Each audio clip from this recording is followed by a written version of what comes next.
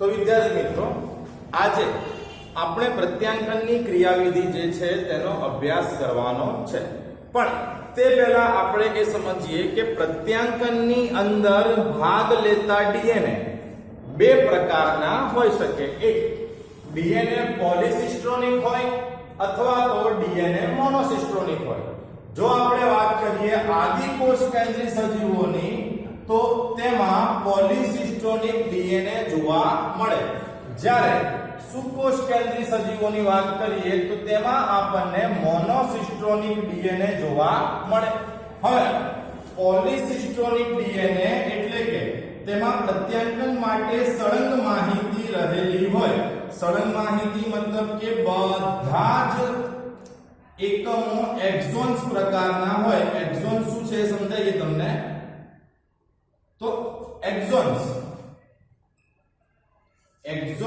એટલે ડીએનએ નો વિસ્તાર જે પ્રત્યાંકન માટે માહિતી ધરાવતો હોય. જે પ્રત્યાંકન માટે માહિતી ધરાવતો હોય. હવે બીજો એક વિસ્તાર આવે ઇન્ટ્રોન્સ. ઇન્ટ્રોન્સ એટલે ડીએનએ નો તેવો ભાગ જે પ્રત્યાંકન માટેની માહિતી ધરાવતો નથી. પ્રત્યાંકન માટેની માહિતી ધરાવતો નથી. હવે ફરીથી એકવાર સમજીએ. પોલિસિસ્ટ્રોનિક એટલે આદિકોષ કેન્દ્રીમાં આવા ડીએનએ હોય. તેમાં ડીએનએ પર સળંગ માહિતી રહેલી હોય. મતલબ કે બધા જ ઈ એટલે કે એક્સોન્સ ના એકમો છે. હવે આવા ડીએનએ નું જ્યારે પ્રત્યાંકન થાય અને એમઆરએનએ બને, તો એમઆરએનએ પર પણ સળંગ માહિતી આવશે. એટલે કે બધા જ એક્સોન્સ એકમો ગોઠવાશે. બરાબર. આ વાત કરીએ આપણે આદિકોષ કેન્દ્રીની. તેમાં પોલિસિસ્ટ્રોનિક ડીએનએ જોવા મળે, મતલબ કે સળંગ માહિતી હોય. તો જે એમઆરએનએ બનશે તે એમઆરએનએ ઉપર પણ સળંગ માહિતી આવશે. પણ સુકોષ કેન્દ્રી સજીવોની વાત કરીએ તો તેમાં મોનોસિસ્ટ્રોનિક ડીએનએ જોવા મળે. અને મોનોસિસ્ટ્રોનિક ડીએનએ જે છે તેમાં ડીએનએ ના અમુક ભાગ પર એક્સોન્સ આવેલા હોય. મતલબ કે આ ભાગ પ્રોટીન સંશ્લેષણની માહિતી ધરાવે છે. તો અમુક વિસ્તાર ઉપર ઇન્ટ્રોન્સ આવેલા હોય. મતલબ જેની પાસે પ્રોટીન સંશ્લેષણ માટે પ્રત્યાંકન માટેની કોઈ માહિતી અહીંયા છે નહીં. તો આ રીતે એક્સોન્સ અને ઇન્ટ્રોન્સ, એક્સોન્સ ઇન્ટ્રોન્સ આ પ્રકારે માહિતી આવેલી હોય. આનો અર્થ એવો થાય કે આટલા ભાગમાં પ્રત્યાંકનની માહિતી છે, આ ભાગમાં માહિતી નથી. ફરીથી આ ભાગમાં પ્રત્યાંકનની માહિતી છે, આ ભાગમાં પ્રત્યાંકનની માહિતી નથી. જ્યારે આ ભાગમાં પ્રત્યાંકનની માહિતી હાજર છે. મતલબ અહીંયા સળંગ માહિતી ડીએનએ પર આવેલી નથી. અહીંયા માહિતી જે છે તે ટુકડાઓ સ્વરૂપે રહેલી છે. હવે અહીંયા આપણે ખાસ સમજીશું કે જો આવા ડીએનએ નું પ્રત્યાંકન થાય અને એમઆરએનએ બને, આવા ડીએનએ નું પ્રત્યાંકન થઈને એમઆરએનએ બને, તો એમઆરએનએ પર પણ સળંગ માહિતી આવશે જ નહીં. ડીએનએ પર હોય તો આરએનએ પર આવે ને. ડીએનએ ઉપર જો જે રીતે માહિતી હતી તે રીતે આરએનએ પર આવશે. મતલબ કે ક્યાંક માહિતી હાજર છે, ક્યાંક નથી. માહિતી છે તો ક્યાંક નથી. મતલબ કે એક્સોન ઇન્ટ્રોન, એક્સોન ઇન્ટ્રોન, એક્સોન.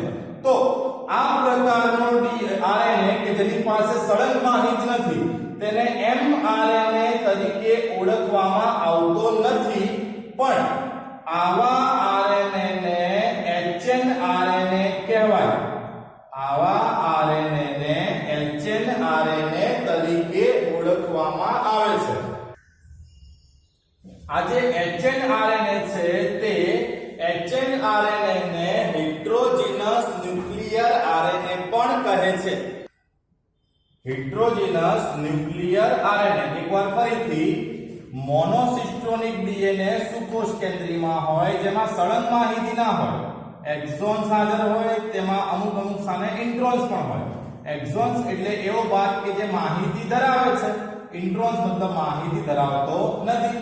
અને જ્યારે આવા ડીએનએ પ્રત્યાંકન થાય તો એમઆરએનએ ના મળે, mRNA જગ્યા પર hnRNA મળે. hnRNA જે છે તેને પ્રી mRNA પણ કહેવાય.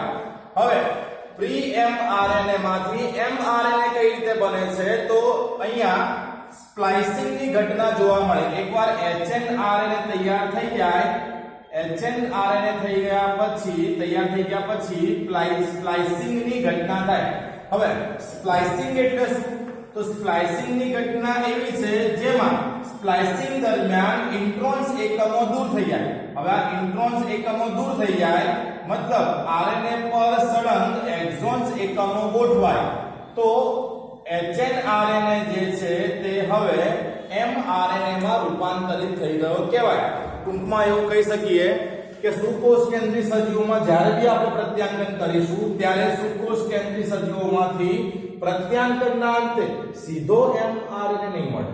પહેલા આપણને hnRNA મળશે, પછી આપણે hnRNA જે છે તેનું સ્પ્લાઇસિંગ કરીશું અને સ્પ્લાઇસિંગના અંતે આપણને mRNA પ્રાપ્ત થશે. તો આ આપણે ભણ્યા પોલિસિસ્ટ્રોનિક અને મોનોસિસ્ટ્રોનિક પ્રકારના DNA. પ્રત્યાંકનની ક્રિયાવિધિમાં એક જ ઉત્સેચક ભાગ લે અને તે ઉત્સેચક છે RNA પોલિમરેઝ. હવે પ્રત્યાંકનની ક્રિયાવિધિ શરૂ કરતા પહેલા આ એક છેલ્લી ઘટના છે જેને આપણે સમજવી છે, RNA પોલિમરેઝ. હવે RNA પોલિમરેઝ ઉત્સેચક જે છે જો એમની વાત કરીએ તો આદિકોષ કેન્દ્રી સજીવોમાં, કયા સજીવોમાં? આદિકોષ કેન્દ્રી સજીવોમાં, આદિકોષ કેન્દ્રી સજીવોની અંદર RNA પોલિમરેઝ એક જ પ્રકારના જોવા મળે. બરાબર. જ્યારે સુકોષ કેન્દ્રી સજીવોમાં, જ્યારે સુકોષ કેન્દ્રી સજીવોમાં RNA પોલિમરેઝ 3 પ્રકારના જોવા મળે. પહેલા વાત કરીએ આપણે આદિકોષ કેન્દ્રી. તો આદિકોષ કેન્દ્રી સજીવોમાં એક જ પ્રકારનો RNA પોલિમરેઝ હોય. આ RNA polymerase mRNA, tRNA, rRNA ત્રણેય પ્રકારના RNA નું સંશ્લેષણ કરે. બરાબર. RNA પોલિમરેઝના કોઈ ભિન્ન પ્રકાર આદિકોષ કેન્દ્રીમાં જોવા મળતા નથી. પણ જ્યારે આપણે સુકોષ કેન્દ્રી સજીવોમાં પ્રત્યાંકન ભણશું તો આપણે ખાસ યાદ રાખવું કે સુકોષ કેન્દ્રીમાં 3 પ્રકારના RNA પોલિમરેઝ હોય. હવે આ 3 પ્રકારના RNA પોલિમરેઝ જે છે કયા કયા છે? તો RNA પોલિમરેઝ 1, RNA પોલિમરેઝ 2 અને RNA પોલિમરેઝ 3. RNA પોલિમરેઝ 1 જે છે તે રિબોસોમલ RNA એટલે કે rRNA બનાવે. 3 પ્રકારના 28S rRNA, 18S rRNA અને 5.S rRNA. ઓકે, તો RNA પોલિમરેઝ 1 rRNA બનાવે, જ્યારે RNA પોલિમરેઝ 3 એ tRNA બનાવે. પણ એની સાથે ખાસ યાદ રાખજો કે RNA પોલિમરેઝ 3 જે છે તે 5S rRNA પણ બનાવે. બધા જ રિબોસોમલ RNA પોલિમરેઝ 1 બનાવે, ખાલી 5S રિબોસોમલ RNA પોલિમરેઝ 3 બનાવે. ઓકે છે. જ્યારે આપણે પ્રત્યાંકન ભણવું છે તો પ્રત્યાંકનમાં તો આપણને મદદ કરશે RNA પોલિમરેઝ 2 અને આ RNA પોલિમરેઝ 2 એ hnRNA એટલે કે હેટ્રોજીનસ ન્યુક્લિયર RNA બનાવશે. આની પાછળનું કારણ હમણાં જ આપણે ભણ્યા કે સુકોષ કેન્દ્રી સજીવોની અંદર મોનોસિસ્ટ્રોનિક જનીન જોવા મળે અને એનું પ્રત્યાંકન થાય તો hnRNA બને. પછી hnRNA માંથી જો આપણે mRNA બનાવવો હોય તો કઈ ક્રિયા કરવી પડશે? તો આપણે કહ્યું કે સ્પ્લાઇસિંગ ની ક્રિયા કરવી પડશે. અને સ્પ્લાઇસિંગ ની ક્રિયા કરીએ એટલે hnRNA જે છે તેમાંથી આપણને mRNA પ્રાપ્ત થાય. તો અહીં આપણે RNA પોલિમરેઝ ઉત્સેચક જે છે તેને પણ ભણી ગયા અને હવે આપણે RNA નું નિર્માણ એટલે કે mRNA ના નિર્માણની ક્રિયાવિધિ એટલે કે પ્રત્યાંકનની ક્રિયાવિધિ ભણવાનું છે. ધ્યાન રાખજો, આગળ જેટલી બી ચર્ચા કરીને એ ચર્ચા શેના માટે કરી કે પ્રત્યાંકન જે છે એને આપણે સરળતાથી સમજી શકીએ.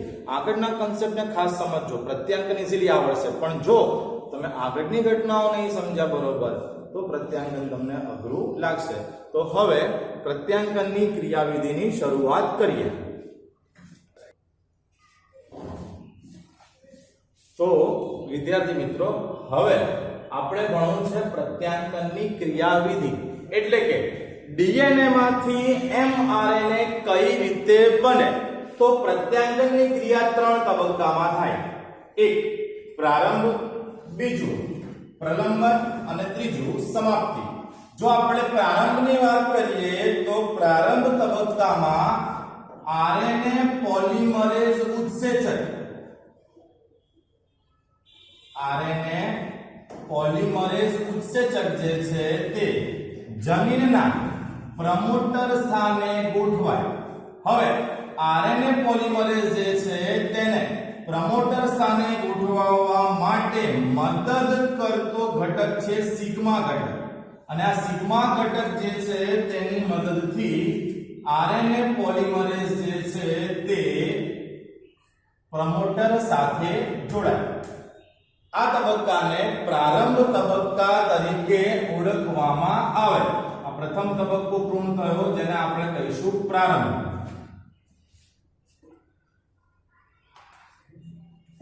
હવે બીજો તબક્કો જે છે તે છે પ્રલંબન તબક્કો. આ તબક્કા દરમિયાન, પ્રલંબન તબક્કા દરમિયાન આરએનએ પોલિમરેઝ જે છે તેમાંથી સિગ્મા ઘટક દૂર થઈ જશે.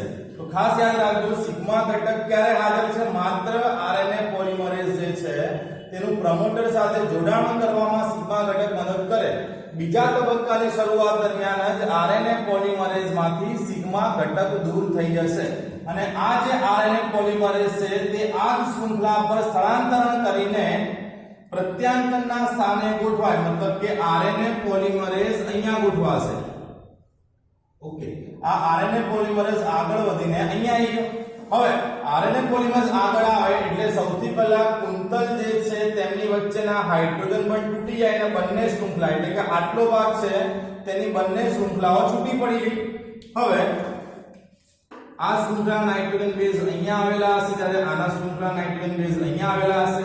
આરએનએ પોલિમરેઝ સ્થળાંતરિત થઈને આ કુંતલ ઉપર ગોઠવાયો. હવે આ જે શૃંખલા છે, આ શૃંખલા પોતે ટેમ્પલેટ તરીકે વર્તશે, અને આપણો જે ઉત્સેચક છે, કયો ઉત્સેચક છે? તો આરએનએ પોલિમરેઝ. આ આરએનએ પોલિમરેઝ જે છે તે અહીંયા નવી શૃંખલાનું નિર્માણ કરશે. હવે આપણે ખાસ યાદ રાખીશું કે નવી શૃંખલાનું નિર્માણ કઈ દિશામાં થઈ રહ્યું છે? તો 5' થી 3' તરફ.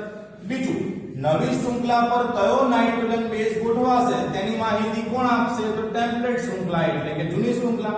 એક્ઝામ્પલ તરીકે અહીંયા A હોય તો A ની સામે અહીંયા કોણ આવશે? તો અહીંયા U આવશે. આરએનએ માં થાઇમિન ના હોય એટલે આપણે A ની સામે યુરેસી લખીએ છીએ. માની લો કે અહીંયા T છે તો T ના આધારે અહીંયા કોણ આવશે? તો અહીંયા A આવશે. અહીંયા G હોય તો અહીંયા C આવશે. અહીંયા C હોય તો G આવશે. આમ ટેમ્પલેટ શૃંખલા જે છે તે આરએનએ પર નાઇટ્રોજન બેઝનો ક્રમ નક્કી કરે, એટલે કે ડીએનએ ઉપર રહેલી માહિતી જે છે તે ધીરે ધીરે આરએનએ પર સ્થાપિત થઈ રહી છે. આ તબક્કો જે છે તેને પ્રલંબન તબક્કા તરીકે ઓળખવામાં આવે, અને આરએનએ પોલિમરેઝ આ જ રીતે આ શૃંખલા પર ધીરે ધીરે આગળ વધતો જાય. તો આ ઘટનાને આપણે પ્રલંબન તરીકે ઓળખીએ છીએ. એકવાર ફરીથી રિપીટ કરી દઉં, આ ઘટનાને પ્રલંબન તરીકે ઓળખવામાં આવે છે.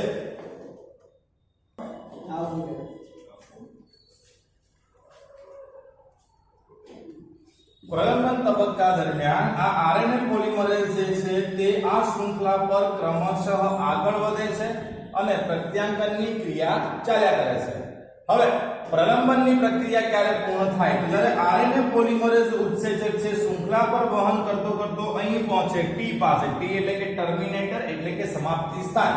તો જ્યારે સમાપ્તિ સ્થાન પાસે પહોંચે ત્યારે પ્રક્રિયા પૂર્ણ થાય, અને પ્રક્રિયા પૂર્ણ થાય એટલે આ શૃંખલા મારફતે આરએનએ પોલિમરેઝ જે છે એ આરએનએ પોલિમરેઝ ડીએનએ માંથી બહાર આવી જશે, અને આરએનએ પોલિમરેઝ બહાર આવી જશે ત્યારબાદ આ આરએનએ પોલિમરેઝ જે નવી શૃંખલા બનાવી, નવી શૃંખલા એટલે કે mRNA, એ mRNA પણ આરએનએ પોલિમરેઝ ની સાથે સાથે ડીએનએ માંથી બહાર આવી જશે. ત્યારબાદ mRNA એ આરએનએ પોલિમરેઝ થી છૂટું પડી જશે. તો આ રીતે ડીએનએ માંથી mRNA નું સંશ્લેષણ થાય. સૌથી પહેલો તબક્કો પ્રારંભ તબક્કો, જેમાં આરએનએ પોલિમરેઝ ડીએનએ ના પ્રમોટર સ્થાને જોડાય. તે સમયે સિગ્મા ઘટક મદદ કરે છે. ત્યારબાદ પ્રલંબન દરમિયાન આરએનએ પોલિમરેઝ માં સિગ્મા ઘટક દૂર થાય. આરએનએ પોલિમરેઝ જે છે એ આગળ વધીને પ્રત્યાંકનના જે કુંતલ છે તે સ્થાને પહોંચે.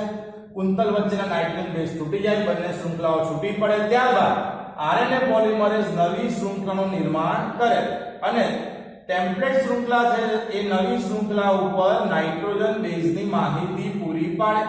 આને કહેવામાં આવે પ્રલંબન. આરએનએ પોલિમરેઝ આ શૃંખલા ઉપર આગળ વધે અને જ્યારે ટર્મિનેટર સ્થાને એટલે કે સમાપ્તિ સ્થાને પહોંચે ત્યારે આરએનએ પોલિમરેઝ જે છે એ ડીએનએ માંથી છૂટો પડે છે. આરએનએ પોલિમરેઝ જ્યારે છૂટો પડે તો એની સાથે ઉત્પન્ન થયેલી નવી શૃંખલા એટલે કે mRNA પણ અલગ થઈ જાય અને એકવાર ડીએનએ માંથી બહાર આવ્યા બાદ આરએનએ પોલિમરેઝ જે છે તે mRNA સાથેથી પણ છૂટો પડી જશે અને mRNA સ્વતંત્ર રીતે છૂટું પડે. તો આ ઘટના જે છે તેને કહેવામાં આવે પ્રત્યાંકન. અહીંયા ખાસ વાત એ બી યાદ રાખવી કે સમાપ્તિ તબક્કા દરમિયાન બીજું એક ઘટક આપણને મદદ કરે છે જે છે રો ઘટક. તો પ્રક્રિયાના પ્રારંભની અંદર આપણને કયા ઘટકે મદદ કરી? સિગ્મા ઘટકે. અને સમાપ્તિ સમયે કયા ઘટકે મદદ કરી? તો રો ઘટકે મદદ કરી. તો વિદ્યાર્થી મિત્રો, આપણે જે પ્રત્યાંકનની પ્રક્રિયા ભણ્યા તે જ પ્રત્યાંકનની ક્રિયાવિધિ જ્યારે સુકોષ કેન્દ્રી સજીવોમાં થાય તો તેમાં ત્રણ અલગ અલગ ઘટનાઓ આપણને ધ્યાનમાં લેવી પડે. એક, જ્યારે આપણે આદિકોષ કેન્દ્રીમાં પ્રત્યાંકન ભણીએ છીએ તો તેમાં આરએનએ પોલિમરેઝ એક જ પ્રકારનો હોય, પણ સુકોષ કેન્દ્રી સજીવોની અંદર પ્રત્યાંકન થાય તો તેમાં આરએનએ પોલિમરેઝ ત્રણ પ્રકારના હોય. જો કે આની આપણે અગાઉ માહિતી આપી ચૂક્યા છે. આરએનએ પોલિમરેઝ 1, આરએનએ પોલિમરેઝ 2 અને આરએનએ પોલિમરેઝ 3. બીજું આપણે એવું પણ ભણી ગયા કે આરએનએ પોલિમરેઝ 1 rRNA એટલે કે રિબોઝોમલ આરએનએ બનાવે. કયા કયા પ્રકારના? તો આના પ્રકાર છે 28S rRNA, 18S rRNA અને 5.S rRNA. rRNA એટલે કે રિબોઝોમલ આરએનએ. પછી આરએનએ પોલિમરેઝ 3 એ tRNA બનાવે અને એની સાથે સાથે આપણે અપવાદ તરીકે ભણ્યા હતા કે આરએનએ પોલિમરેઝ 3 એ એક જ પ્રકારનો રિબોઝોમલ આરએનએ 5S rRNA પણ બનાવે છે. બધા રિબોઝોમલ આરએનએ પોલિમરેઝ 1 બનાવે, પણ 5S પ્રકારનો રિબોઝોમલ આરએનએ એ આરએનએ પોલિમરેઝ 3 પ્રકારનો ઉત્સેચક બનાવે. જ્યારે પ્રત્યાંકનની ક્રિયામાં આપણને કોણ મદદ કરે? તો આરએનએ પોલિમરેઝ 2. હવે આરએનએ પોલિમરેઝ 2 પ્રત્યાંકનને અંતે hnRNA એટલે કે હેટેરોન્યુક્લિયસ આરએનએ બનાવે. કેમ આવું? તો આપણે આગળ ભણી ગયા કે સુકોષ કેન્દ્રી સજીવોમાં મોનોસિસ્ટોનિક જનીન રહેલા હોય. મોનોસિસ્ટોનિક જનીનને આપણે સ્પ્લિટ જીન પણ કહી દઈએ. સ્પ્લિટ જીન એટલે કે એવા જનીન કે જેની પર સળંગ માહિતી નથી. એક્સોન્સ છે, ઇન્ટ્રોન્સ છે, એક્સોન્સ છે, ઇન્ટ્રોન્સ છે. એક્સોન મતલબ આપણે આગળ ભણ્યા ડીએનએ નો એવો વિસ્તાર કે જે પ્રત્યાંકન માટેની માહિતી ધરાવે છે, અને ઇન્ટ્રોન્સ એટલે એવો વિસ્તાર કે જે પ્રત્યાંકનની માહિતી ધરાવતો નથી.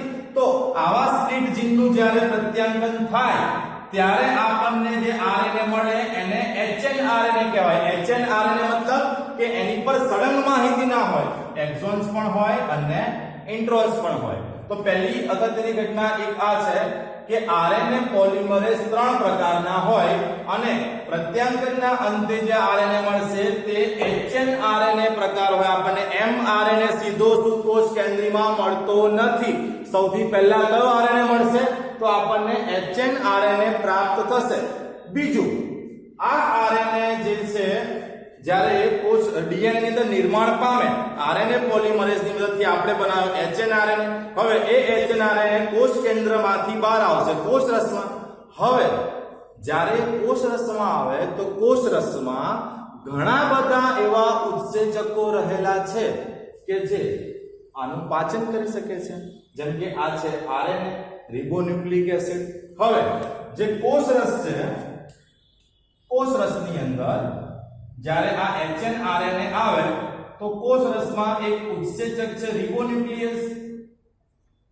હવે આ રિબોન્યુક્લિયસ જે છે એ આરએનએ ના પાચનની ક્ષમતા ધરાવે છે અને માની લો કદાચ કે જ્યારે એચએનઆરએનએ કોષ રસમાં આવ્યો અને રિબોન્યુક્લિયસ એનું પાચન કરી નાખ્યું તો એચએનઆરએનએ નો નાશ થઈ જશે. હવે એચએનઆરએનએ નો નાશ થઈ ગયો તો પ્રક્રિયા આગળ થઈ જ નહીં શકે. તો આપણે આ રિબોન્યુક્લિયસ ઉત્સેચક જે છે તેની સામે આપણા એચએનઆરએનએ જે છે તેને રક્ષણ આપવું પડે. તો એચએનઆરએનએ ના રક્ષણ માટે સુકોષ કેન્દ્રી સજીવોની અંદર બીજી એક વિશેષ ઘટના થાય, કેપિંગ અને ટેલિંગ. તો સૌથી પહેલા સમજીએ કેપિંગ એટલે શું અને ત્યારબાદ સમજીએ ટેલિંગ એટલે શું. તો જ્યારે એચએનઆરએનએ જે છે તે કોષ કેન્દ્રમાંથી કોષ રસમાં આવે તો રિબોન્યુક્લિયસ ઉત્સેચક વડે તેનું પાચન થવાની સંભાવના રહેલી છે. હવે આ પાચન અટકાવવા માટે આપણે કેપિંગ અને ટેલિંગ બે પ્રક્રિયા કરીએ છીએ. તો જો કેપિંગ ક્રિયામાં શું થાય કે જે એચએનઆરએનએ છે એ એચએનઆરએનએ ના 5 બેઝ છેડા ઉપર એચએનઆરએનએ ના 5 બેઝ છેડા ઉપર 7 મિથાઇલ ગ્વાનોસાઇન 7 મિથાઇલ ગ્વાનોસાઇન ફોસ્ફેટ જોડાય છે. અને આ 7 મિથાઇલ ગ્વાનોસાઇન ફોસ્ફેટ ક્યાંથી આવ્યો તો 7 મિથાઇલ ગ્વાનોસાઇન ફોસ્ફેટ જે છે તેનો સ્ત્રોત છે જીટીપી ગ્વાનોસાઇન ટ્રાઇફોસ્ફેટ. આ જીટીપી માંથી આપણને 7 મિથાઇલ ગ્વાનોસાઇન ટ્રાઇફોસ્ફેટ પ્રાપ્ત થાય છે. Sorry 7 methyl guanosine triphosphate. Okay, તે જ રીતે આ 5 પ્રાઇમ છેડા ઉપર જે આ પ્રક્રિયા થઈ જ્યાં 7 મિથાઇલ ગ્વાનોસાઇન ટ્રાઇફોસ્ફેટ જોડાયો, આ ક્રિયાને આપણે કેપિંગ તરીકે ઓળખીએ છીએ. ફરીથી એકવાર આ ક્રિયાને આપણે કેપિંગ તરીકે ઓળખીએ છીએ. જ્યારે આપણે ટેલિંગ પ્રક્રિયાની વાત કરીએ તો ટેલિંગ પ્રક્રિયામાં અહીંયા એચએનઆરએનએ ના 3 પ્રાઇમ એટલે કે 3 ડેશ છેડા પર એડિનાઇલેટ સમૂહ ગોઠવાય છે અને અહીંયા એડિનાઇલેટ સમૂહ ગોઠવવાની જે ક્રિયા છે તેને ટેલિંગ તરીકે ઓળખવામાં આવે. તો જ્યારે એચએનઆરએનએ નું કેપિંગ અને ટેલિંગ થાય ત્યારબાદ આ આરએનએ જ્યારે કોષ રસમાં પ્રવેશે તો રિબોન્યુક્લિયસ આનું પાચન કરી શકતો નથી. તો બીજી અગત્યની પ્રક્રિયા સુકોષ કેન્દ્રીય સજીવોમાં પ્રત્યાંગન દરમિયાન શું થાય? કેપિંગ અને ટેલિંગ. હવે ત્રીજી ઘટના જો આપણે જોઈએ તો ત્રીજી ઘટના છે સ્પ્લાઇસિંગ. સ્પ્લાઇસિંગ નો આપણે આગળ ઓલરેડી ઉલ્લેખ કરી ચૂક્યા છે કે ભાઈ અહીંયા જે આપણને આરએનએ મળ્યો છે તે સીધો એમઆરએનએ થી મળ્યો પણ આપણને મળ્યો છે એચએનઆરએનએ. એચએનઆરએનએ એટલે એવો આરએનએ કે જેની પર માહિતી સળંગ નથી. એક્સોન્સ છે, ઇન્ટ્રોન્સ છે, એક્સોન્સ છે, ઇન્ટ્રોન્સ છે. મતલબ એક્સોન્સ એટલે એવો ભાગ જે માહિતી ધરાવે છે, ઇન્ટ્રોન્સ એટલે એવો ભાગ કે જે માહિતી ધરાવતો નથી. તો એચએનઆરએનએ માંથી એમઆરએનએ બનાવવા માટે સ્પ્લાઇસિંગ ની ક્રિયા થાય.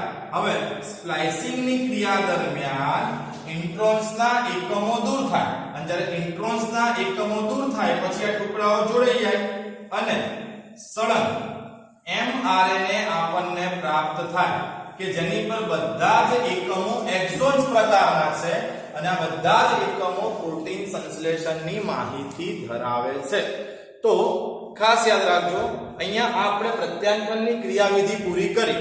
હવે આપણને પ્રત્યાંકનની ક્રિયાવિધિ પૂછાય એમાં અલગથી આવું પૂછાય છે કે સુકોષ કેન્દ્રીમાં પ્રત્યાંકન દરમિયાન જોવા મળતી વિશેષતા સમજાવો.